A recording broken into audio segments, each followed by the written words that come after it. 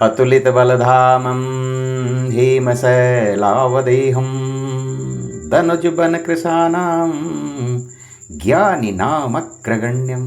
ज्ञानिनामग्रगण्य और अतुलित बलधाम हनुमान जी।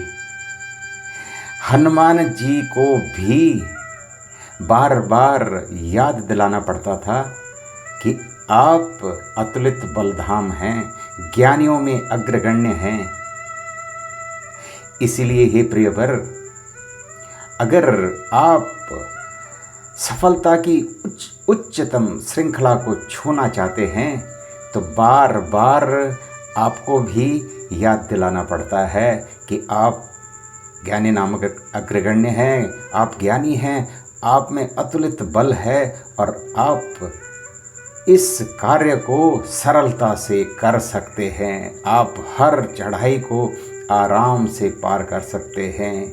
तो उसके लिए फौज में एक टेस्ट पास करना होता है, उसका नाम है मैप रीडिंग, यानी कि मैप को रीड करने की परीक्षा। उससे जब तक फौजी पास नहीं करता तब तक उसका प्रमोशन होता नहीं है।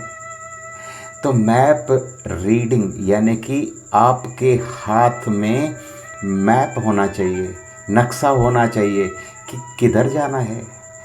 उसमें सबसे पहले आपको अपने बारे में पता करना होता है कि मैं हूँ कहाँ पर, मैं हूँ कौन और कहाँ पर हूँ अभी, और फिर उसके बाद में कहाँ जाना है और उसका सरलतम मार्ग क्या है।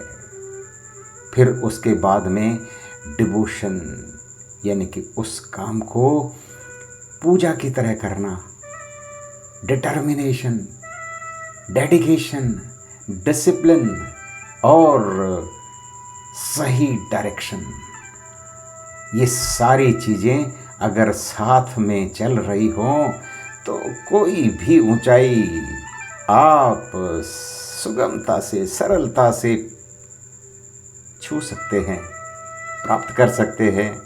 लेकिन उसके लिए माता पिता, गुरुजन, आपके हितैषी, इन सब का भी योगदान बहुत ज़रूरी होता है, जो बार बार बोल सकें चल चढ़, हम हैं तेरे पीछे, सही मार्ग दिखाने वाले। तो आप इस पर विचार करें, आप सही नक्शा पकड़ें, सही डायरेक्शन उसमें ढूंढें। पहले अपनी पोजीशन ढूंढें, सबसे पहले अपनी पोजीशन बहुत ज़रूरी है कि मैं हूँ कहाँ पर, और उसके बाद जाना किधर है।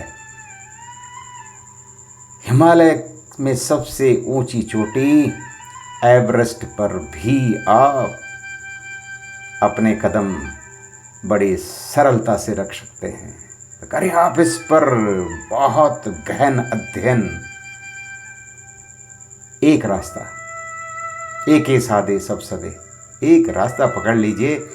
अनेकों रास्ते पकड़ने में देर हो जाएगी, क्योंकि हर एक चीज़ का टेस्ट का तो टाइमिंग्स होते हैं ना, कि भाई 2 घंटे का अगर टेस्ट है तो 2 घंटे में पूरे सवाल करने होते हैं। तो प्रियवर, समय को ध्यान में रखते हुए, समय का सही प्रबंधन करते हुए आगे बढ़ें और अपने आप को बलवान बना दीजिए, हनुमान जी के जैसे, और ज्ञानी नामग्र बना दीजिए, ज्ञानियों में अग्रगण्य बन जाइए आप।